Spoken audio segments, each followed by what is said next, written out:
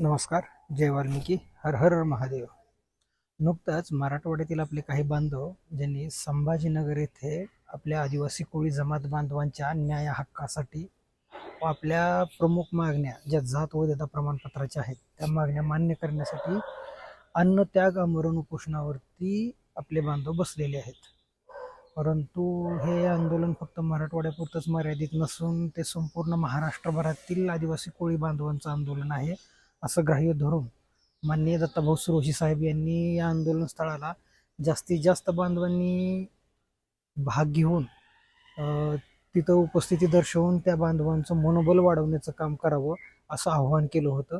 आणि आव्हानाच्या माध्यमातून देखील बरेच बांधव या उपोषण स्थळाला गेले, भेटले. मराठवाड्यातील देखील बरीच बांधव येत आहेत, परंतु ही तेवढी मोठी संख्या नाही आहे जेवढी अपेक्षित आहे. ते उपोषणकर्ते आमचे गुरुवर्य चंद्रहार ननमले असतील, सुभाष कांबळे असतील, किंवा रेणुकाताई असेल, किंवा अजितराव सोगे असतील, हे बांधव काही रिकामी नाही आहेत. त्यांनी त्यांचा घर, प्रपंच, संसार ह्या सगळ्या गोष्टीचा त्याग करून त्या हातातली कामं टाकून तिथं जाऊन बसलेले आहेत. त्यांच्याही घरी अडचणी आहेत, लग्न सराईचे दिवस आहेत, मोठमोठ्या लग्नाच्या तारखा असतात, प्रत्येक ठिकाणी जावं लागत असतं.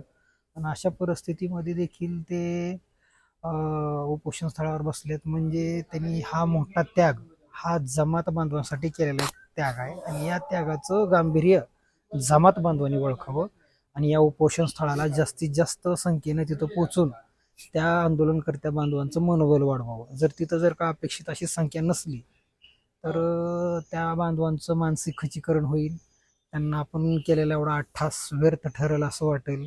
त्यामुळं ज्यांना जायला शक्य नाही त्यांनी आर्थिक सहाय्य करून त्यांना सहकार्य करावं, किंवा ज्या बांधवांना तिथं जाणं शक्य नाही तर त्यांनी सोशल मीडियाच्या माध्यमातून ह्याचा प्रचार प्रसार करावा, किंवा ज्यांना आर्थिक सहाय्य करून देता येईल किंवा फिजिकली तिथं उपस्थित राहता येईल असं वेगवेगळ्या मार्गातून सहकार्य करता येतं.